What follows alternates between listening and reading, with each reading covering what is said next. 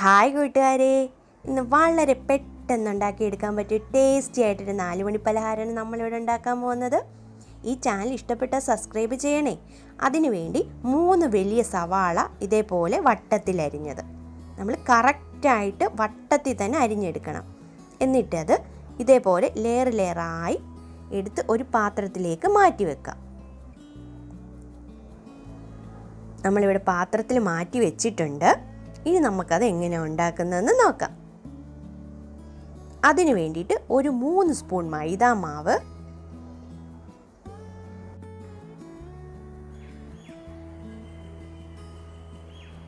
ഒരു spoon cornflour, ഇനി ഒരു 4 വെളുത്തുള്ളിയും ഒരു ചെറിയ കഷ്ണം ഇഞ്ചിയും നല്ലതുപോലെ ചതച്ചെടുത്തത്, ഒരു സ്പൂൺ മുളക് പൊടി,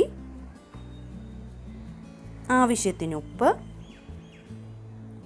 ഇത്രയും ഇട്ട് നമുക്കൊരു സ്പൂണ് കൊണ്ട് നല്ലതുപോലെ മിക്സ് ചെയ്ത് കൊടുക്കാം.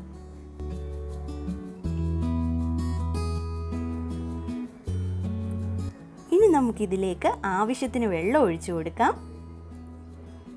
വെള്ളം കൂടിപ്പോവരുത്. ഈ ഒരു പരുവത്തിന് നമ്മൾ മിക്സ് ചെയ്തെടുക്കണം.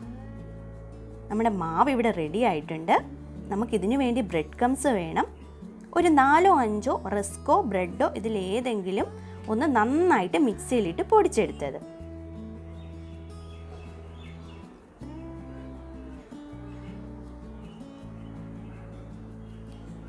നമ്മുടെ സവാള ആദ്യം ഇതുപോലെ മാവിൽ മുക്കിയെടുക്കണം.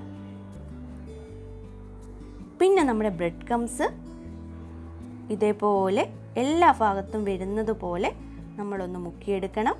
എന്നിട്ട് നമുക്കതൊരു പാത്രത്തിലേക്ക് മാറ്റാം.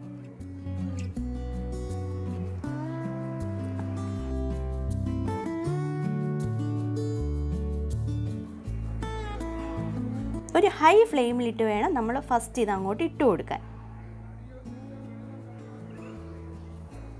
എന്നിട്ട് എല്ലാം ഇട്ട് കഴിഞ്ഞിട്ട് നമുക്ക് തീ ഒരു മീഡിയം ഫ്ലെയിമിലോട്ട് മാറ്റാം. അപ്പം നമ്മുടെ ഓണിയൻ റിങ്സ് ഇവിടെ മൊരിഞ്ഞ് വന്നിട്ടുണ്ട്.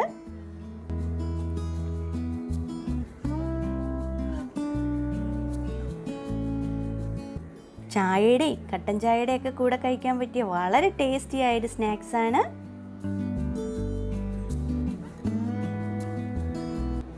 ഒരു പ്രാവശ്യം ഉണ്ടാക്കിയാൽ നമ്മൾ വീണ്ടും വീണ്ടും ഉറപ്പായും ഉണ്ടാക്കി കഴിക്കും. അത്രയ്ക്ക് ടേസ്റ്റിയാണ്.